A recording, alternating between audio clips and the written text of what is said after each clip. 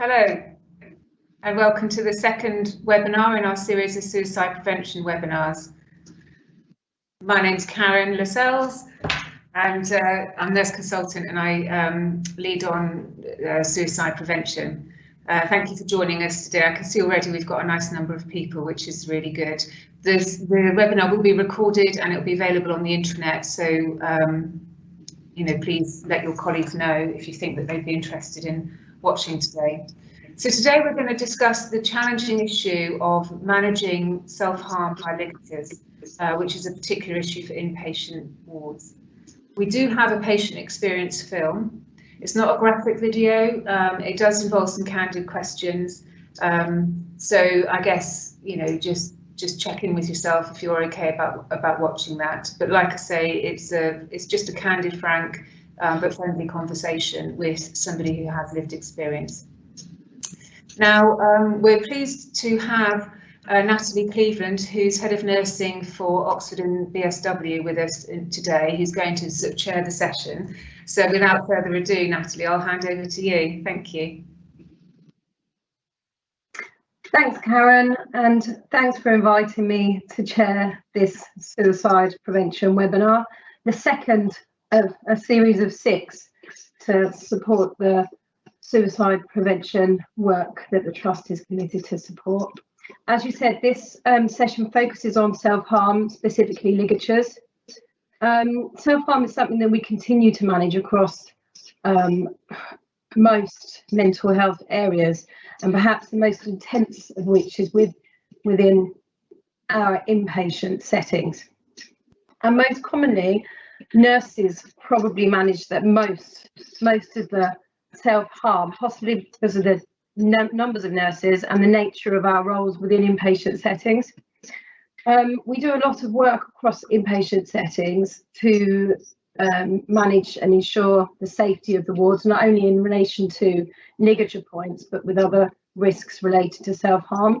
But unfortunately, we do still continue to manage incidents of self-harm within those areas. And it's important for us to think about the impact of that, not only for our patient groups, carers and families, but also the staff, and the impact that working with self-harm has on staff members. I've spent a number of years working in inpatient settings throughout my career, and especially as a newly qualified nurse, I remember vividly the anxiety of working with not only the managing incidents of self-harm, but also working with the risk of self-harm shift to shift and how that impacts on you. So it's so important that we support staff to think about how we look after each other while we're dealing with these challenges also. As Karen said, we've got a video now with a service user, which highlights the complexities of this from a patient perspective and provides what I thought was a really fascinating insight into how self-harm is managed from her perspective. The young person that's interviewed in this video is called Sadie, and she's now doing really well in the community. Thank you, Anita.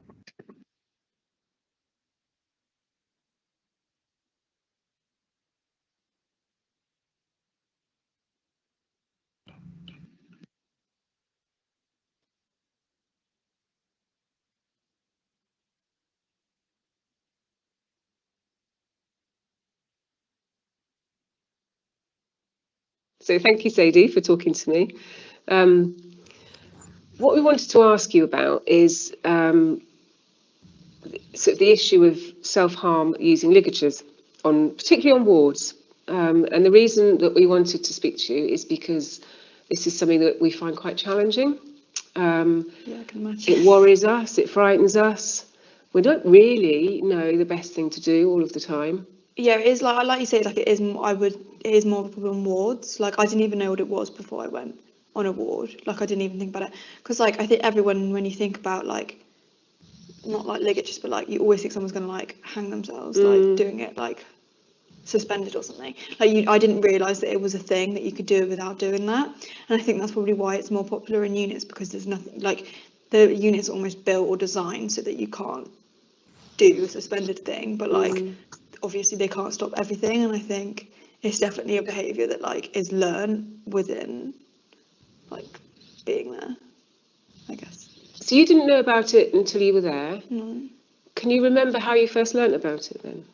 No, because that's always like something I try and think about, because like I was like on the unit when I was on my ward, and then I was like fine, and then I tied a ligature and I was like put on 1-to-1, but like I can't actually remember how I learnt it. Like I always think about it, and I'm like, but I don't know, like I guess other people must have done it, but then I can't remember other people doing it, but I had never done it before, so I assume it was learnt. Do you know what I mean? Yeah.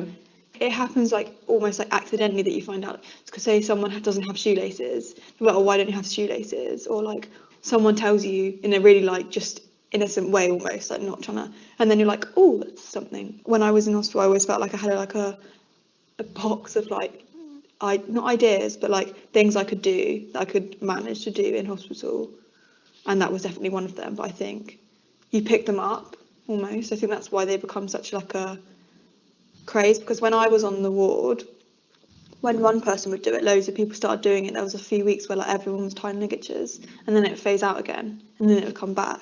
So it was very like a chain reaction thing, I felt. Did people talk about it together? Is that how it spread?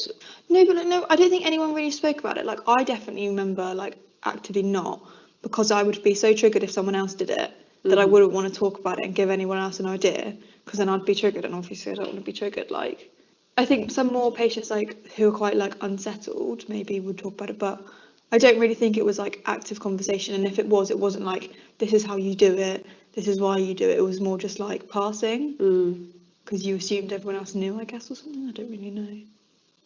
And then when the behaviour spreads, is that because one person does it and that's triggering for another person? Yeah, and I think like once people know what like it is, and like some people do like do it like, but I haven't like, obviously this is just me not having done it before I was in hospital, but I think other people had done. So I think like you just get people like who do it, and it brings it almost back in a cycle. It was a bit like a cyclical thing. Can I ask you a question? You don't have to answer it. What does it feel like when it's happening? Yeah, like it basically, it like, because your head goes really like hard, like your head goes like, because it's like pins and needles in your whole head, like you don't have any space for actual thoughts, like you just do it, and you're just like, you're not thinking about like, you're not like, well for me anyway, obviously I can't talk for everyone, but when you sit there like tying a lecture, you don't sit there thinking about all the shit thoughts. You just sit there being like, I feel like you don't like about why you feel shit. You just I feel shit, and then it's sort of like, then you're distracted by just being like, I want to do this. You just get so caught up in it. But like, yeah, and I always remember like the one thing that's always weird is it like, because if you do it like obviously on your neck, like you can't talk, so like it goes really like your voice goes really different, and I always used to like, it's quite like nice to not have to feel like to have that reassurance is like, I might die, like maybe, and then like you're just like, do you know, I don't care anymore. But like that's when you're not thinking, and it's not like you're not logical, because that's the thing. Like if you want to die, if you really really want to die, you don't want to think about the reasons why you could stay, or like why you don't, because then you talk yourself out of it. And if you don't want to talk yourself out of it, that's what people do, I guess. And I guess the worrying thing there is if you've not got space to think. And also, like scientifically, it must like like the oxygen to your brain must compromise. Like you can't think properly anyway. So there's all of that being like, so like maybe you do it impulsively, but like the longer it goes on, the longer, like the more irrational or like thoughtless you become, and then it just sort of escalates from there. Do you think people realise the risks? Definitely not. 100% not. Because I don't think the people that work on the wards don't even understand the risks. Because I remember like one of my friends who's in services, like she used to do it as well, and like no one really said anything. And then suddenly people were like, you can't do that, it's so dangerous, because my friend, like she died from it. And I think because she was in the same like NHS trust bit that I was in, and like other people I knew were in, like that for me was like when people started being like, it's so dangerous, and for me when I realised how dangerous it was, because I don't think like it's almost, I think a lot of people just do it out of stress because it's so easy to do. And like for a long time, everyone said to me, like when I was on the ward, like they're like, oh, is it a sensory thing? So they thought that like I would do it to feel like the pressure in my head, which honestly all sounded like crap to me. I was literally so confused. I was like, what are you having me on? They're like, just lie upside down on your bed, like just like tilt your head over, like you'll get the same feeling. And I was like, it's not about the like feeling, because I think like that, so that could be a thing for some people. It wasn't for me, but like they said it to me, so it must have happened before where that had been the case. But I think a lot of people just do it because that's like not even for a reason, just like that's how you've learned how to cope. Like it just becomes habit almost. So it's not about dying then? Not always, I wouldn't say. Like for me, like it's almost like because a lot of things you do in the moment, like you wouldn't. The way I always thought it is like I wouldn't care if I did die, but I wasn't doing it to die because I probably knew it wouldn't work. But like you don't care at that point. You're sort of just like, oh, whatever, I'll just do it. I'm just like when you're quite impulsive or you're like, yeah, you're quite like stressed or whatever. So. How can we help people understand the risks? I don't really know because it's such a thing that just happens. Like, and that sounds bad that I'm just saying, oh, it happens, but like you have like it's almost like it's like just really bad because if you teach people how dangerous it is, that might make more people do it because it might make people think like, oh, if this is definitely going to work, then I may as well. But then, and it would also stop people, and then at the same time, it would be teaching people that don't even know what it is. So it's like, it's such a hard thing. It's like almost better not to talk about it. But then if you don't talk about it, no one learns anything and no one knows. Can you remember the thoughts and the feelings that you had when you did it? Well, I think at first it was more just like, see if it works, like see what, like, whatever.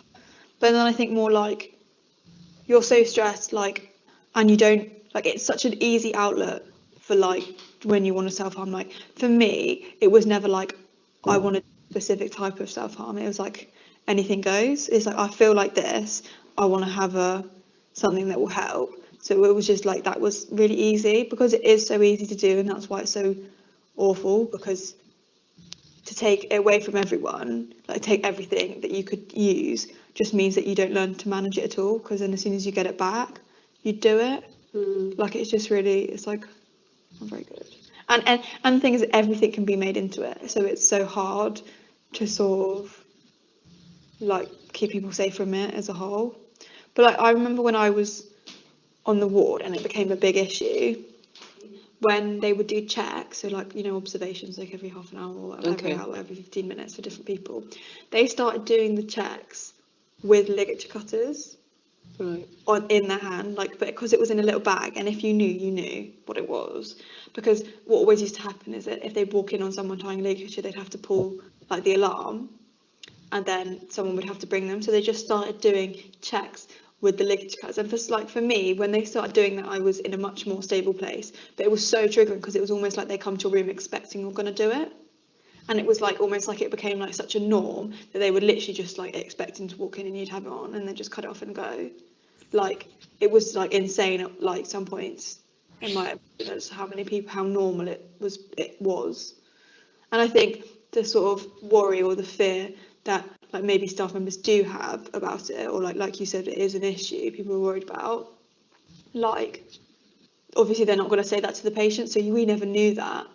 Like, I never knew that they actually thought it was a problem, because for me you just see them sort of trying to sort it out. Did it make you feel that you weren't trusted? Yeah, part of it was like, you don't trust me, and then part of it was like, who else is doing it then that you need to carry that? And then it made you be like, just like, because that's the thing, like some night triggers you just can't really explain and you don't know why, but it just does, and it's just like, you're just like, oh God. So in your experience, was there anything staff did that seemed to help? I don't really know, because obviously like it's just so hard, because for like when I saw other people, I think like when you do something and then you get support, And if people want the support, it's almost like enforcing it. But then if they don't do anything as well, you're like, they don't care. So it's such a what do you do? Like, what helps, what doesn't help? Like, you don't really know. Like, because you think you want people to like come and chat to you, but then like if they only chat to you once you've done something like that, is that really like, that makes you get into a habit of like, oh, if I really like feel shit and you talk to someone, you have to do something to receive that, which I don't think is obviously like really unhealthy to like pick up and start becoming a habit. But then I think it totally ignoring it literally just makes you feel awful, like no one cares, and then like no. Like, and then if people are like, you don't know how dangerous it is, you're like, well, if you're telling me it's dangerous, but you're not even coming to help me, it's like. So you said that sometimes ignoring it doesn't help and responding to it doesn't help. One strategy, I guess, that some areas have tried is sitting alongside the person who's ligaturing, but not intervening with ligature cutters until such a point. I've never heard that. Yeah. I've never heard that. For me, that sounds insane. Like, I feel like everyone I know that has had like a serious incident with a ligature has always been very like quick. I think for some people, like, it's like once you've done it, you're not taking it off. Like, you've done it now. And I think as well, because sort of like a lot of the thing was like if you tie ligature or like have any incident of self-harm on the ward, they're going to take, if you have leave, they're going to take your leave away, or you know, they're going to like, there's going to be consequences, or you're going to get your room locked, you're going to like not be allowed this, not be allowed that, because you're like not safe enough. So I think there was always like, you're like, for me definitely, I was like, well, I've like messed it up now, may as well just carry on. Like, it was almost like you get yourself stuck in it. If it was you, how do you think you'd feel if that did happen? If I came in and sat with you rather than taking it off immediately? I think the shock would probably like for the people who do it, like for a bit of a response, I guess you'd be a bit like, this is different, I guess, if no one had said that they were going to do something else. So like maybe it would like be like, maybe I should just do it myself then, like, or maybe you should just sort of, I guess it just like shakes up the situation a bit, so you like think a little bit more about it, and you're like, okay, well maybe if this is actually my responsibility, I need to sort it out, or like you have to just think a bit more about it and put it more in your like shoes, I guess, because I think a lot of things is like when you're in hospital, when you just feel awful, like you always just want someone to take it out, like everything that you do, you just want someone to take it out of your own hands. So like, you know, like if you don't want to take your meds, you want someone to tell you have to take your meds. If you don't want to do this, you want someone just to tell you that you have to make it easier for you, to justify you doing it. So I think maybe like if someone was to come in and say you need to take it off, I guess, I mean, they've probably already done that, like it's probably not worked or whatever, but I think that would be maybe like it would just shift it a bit, like from the, because I feel like for some people it does become a bit of a routine. It's like you tie a ligature, someone comes in, cuts it, everyone gets dressed, and it's like fine, and then it just carries on again. But if it was to like change the normal like routine of it, maybe it would make someone think a bit more, I guess. I'm not sure. And what about sort of the other end of the scale? What do you think about staff sort of banning everything that you might be able to use? It's weird, like it just makes you like, I remember when I wasn't allowed anything, you just sort of become more, not annoying, but like just sneaky, just like, because like when something's taken from you, like it's human nature just to be like, want it just because you can't have it. So like you just seek it out, even if you, I used to do that a lot, like when a lot of things were restricted from me, like when I say if I wasn't allowed to be on my own and stuff, like those things become so much more like appealing, and you're like, you almost just want it because you can't have it, and then you just mess around with it. So like you end up triggering yourself into doing something because you're like, oh, I don't have any shoelaces, lol, let's try and steal my shoelaces back. But then you steal your shoelaces back and you're like, oh my god, now I'm triggered, I want to do something, which wasn't really the aim, because that's what I always used to fall into, just like sort of wanting it because I didn't have it, and then really triggering myself into like having all these thoughts that I didn't already have. So if you were in charge, how would you manage the situation to try and avoid that re-triggering and stuff? That's the thing, I think it's one of the things where it's so hard to think of actually what's right to do. Like in an ideal world, like to have just more support there to like, if you had it, to like if a thought came in, like you'd like to someone like to sort of like rationalise it with you almost, but then there's not enough time in the world to do that. all the time with a lot of people. So I think taking it away for a short amount of time maybe, but like the more that goes on, like when I've seen other people have things taken away for a long time, when I've had things taken, like it doesn't help. It just means you get used to managing without it, and then as soon as it re-enters, you're like, what do I do now? Like I've learned how to deal with it in this not real, like hypothetical situation, and now I'm back. And then it's even worse when you like leave hospital or something and everything's there. Like it's just like this whole sheltered idea of like learning to manage. You don't really learn to manage anything. Well, you do, just not what's available to you like normally. So I think it's quite hard. Is that something about trying to keep the environment a bit more normal with the usual things in it, you know, that could be used? Yeah, because I think it's hard, like people's risk can like change in a second. So like so for a bit you could be like, well, it's better for them to have normal things, you know, like reintegration and stuff.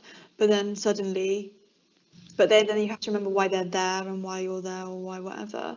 And you have to think, if they could manage all that at home, they wouldn't have to live, like they wouldn't have to be in here. And then you're like, and then it just comes back to the same dilemma, I guess. It's like, what do you do? What's helpful, what's not? And I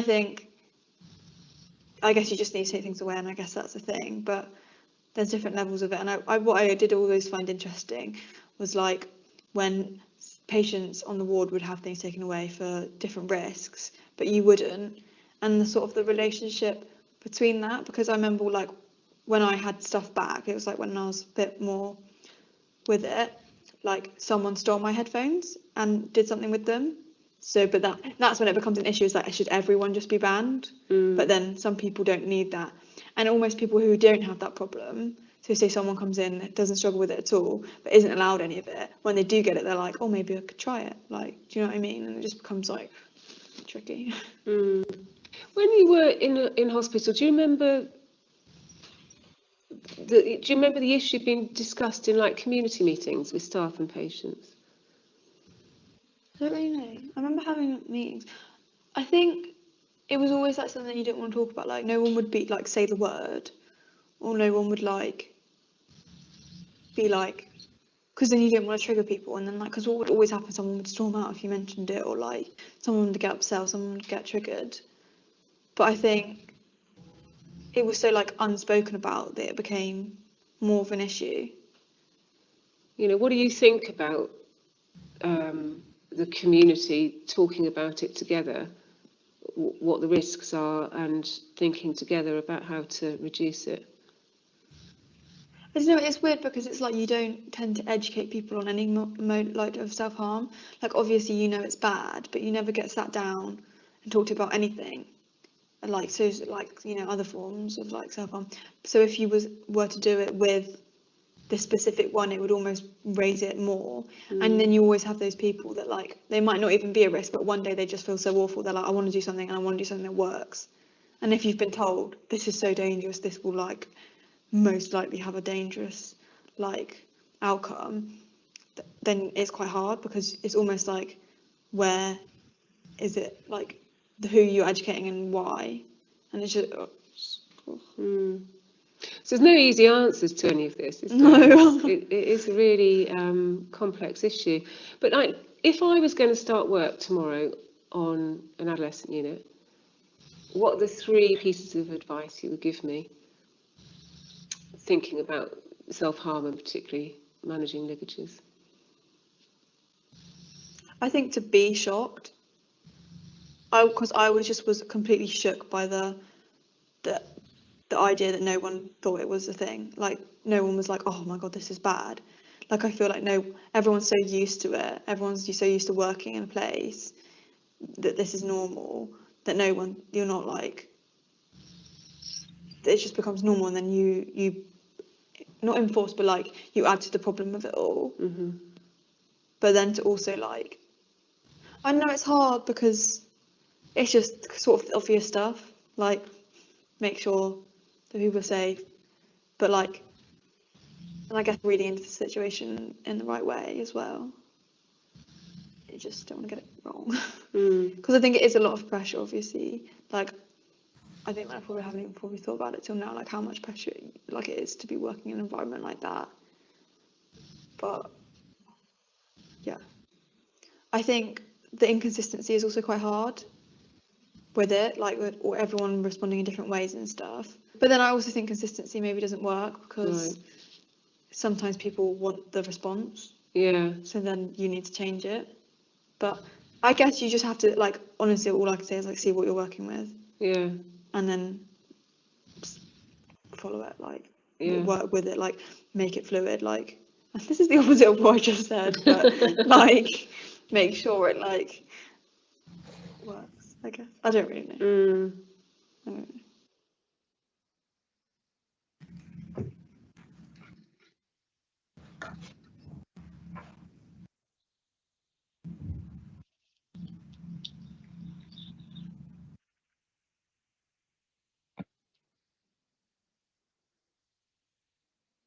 Thanks, Karen, for that really informative, interesting video. I really valued Stacey's candid responses and honesty about her experiences within the inpatient units.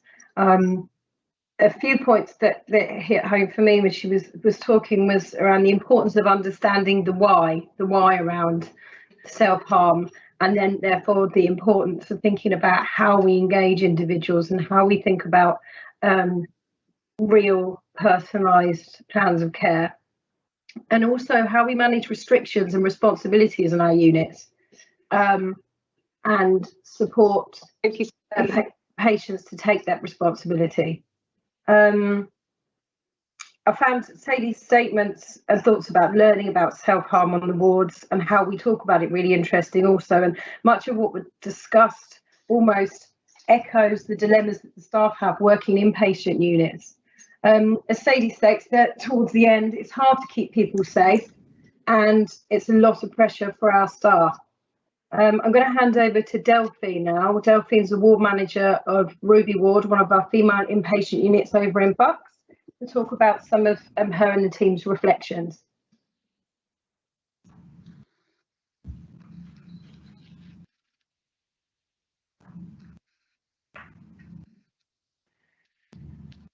Thanks, Delphine. Thank you. I have been struck by a couple of points that are quite consistent with what we seem to work with, and my response to this film, which was indeed very explicit. I think I'm coming from the point of view where we look at ligatures by definition as anything that causes a compression of airways and therefore resulting in asphyxiation and death.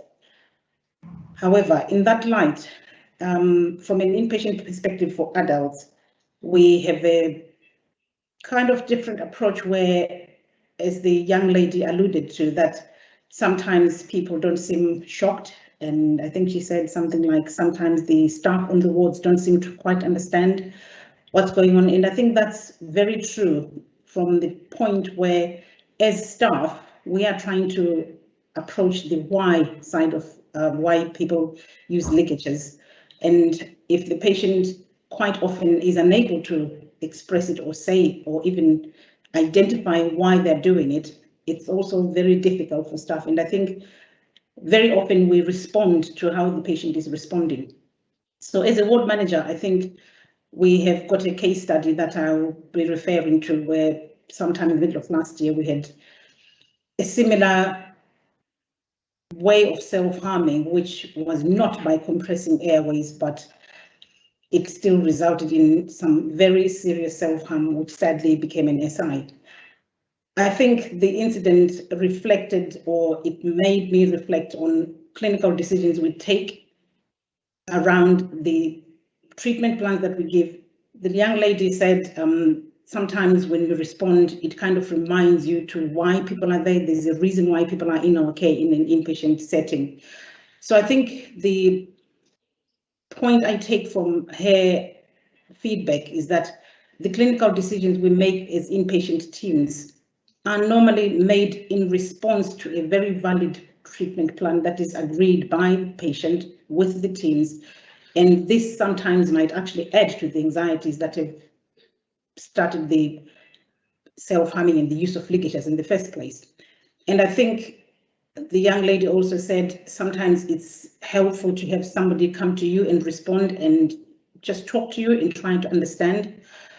And I think the inpatient service at the moment, our approach is to use quite enhanced treatment approaches where we include lots of therapy ways of treating people. It's not just medication, it's also about engaging. So I think as much as we would want to just try and understand and engage with the patient, it sometimes happens that the patient is actually unable to engage in that sort of response that we're offering. And I think on the wards, we have potential ligatures wherever we look. And I know at the moment, all our inpatient facilities have got low beds, which are heavy, which are really, really made in such a way that it's difficult to use them as ligature points. However, as we speak, we cannot eliminate every single item or object that can be used as a ligature. We have things like hair dryers being ladies. People want to be as normal in their routines and day-to-day self-care. We have cable chargers, everybody's on their mobiles, and within the inpatient settings, we do have a small area where we take away all potential ligatures and put them in safekeeping. And if you want to access your hair dryer or your cables, then that's facilitated by a member of staff.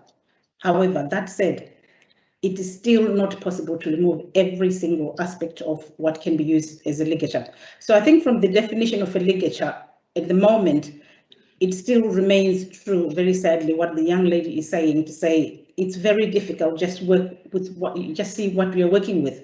It's a very individual approach where we have to understand the patient, what's normal for them, and sometimes it goes quite a good way towards helping everybody understand why they are trying to ligature.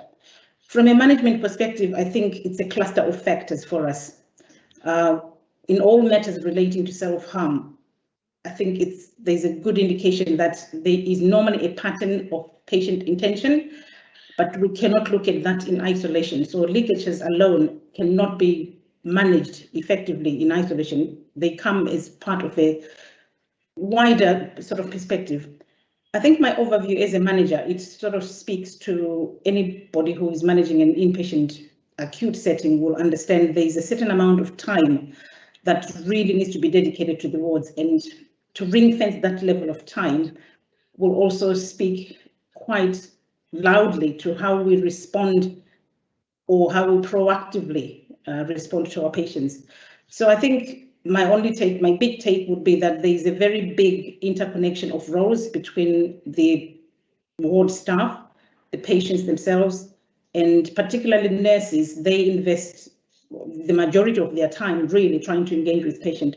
So I think self-harm is a way of trying to cope, or is a response to stress, or however puts the patient towards using ligatures, is actually a very, very complex condition that at the moment I don't think we have quite nailed how to manage it. So on an adult ward, currently I'm based at the Whitecliff, we basically have risk assessed everybody. We risk assess everybody, and that's what informs the treatment plan. That's what informs the care plan, and that to some extent also influences how much a patient or anybody in our care is able to engage with us. So from a staffing experience, I was quite intrigued by what the lady identified as some staff just would cut the ligatures and walk away. I think that's a slightly different approach to how we manage on the adult acute setting. I think from a nursing perspective, I would use, and I've observed our level of engagement and observation is very appropriately utilized. We try to adjust them as much as we can. Those are reviewed on a shift-to-shift basis, and sometimes on an hourly basis for the more risky patients. And I think if I go back to the incident that was on my ward, I think as a staff body, they were involved in every possible activity of engagement that we could think of. And the problem of maintaining and monitoring that level of engagement became another aspect of managing ligatures that I think will be work in progress for a few. But I think in terms of managing this level of risk where people are learning new habits and still deferring to a default setting of trying to do something because it's the only thing probably that they know or they can think of. I think every effort is thrown at this kind of risk management by staff, and because it's so labor intensive, it depends on human interaction. I think sometimes we do everything within our capacity, and we still end up with quite a few unanswered questions. So I think as a member of staff, if I was a nurse on any ward, some of the engagement that we try to offer at a time when somebody is really that anxious and just trying desperately to do something to alleviate their anxiety, it can sometimes feel a little bit unproductive. And that was some of the feedback we got from some of the ladies in our care who do have a tendency to gravitate towards ligature use. So I think to a degree, I would find the difficulty of identifying and judging when to engage and when not to engage. It remains a real challenge. Like the young lady said, you just have to play it by ear, observe and do your best.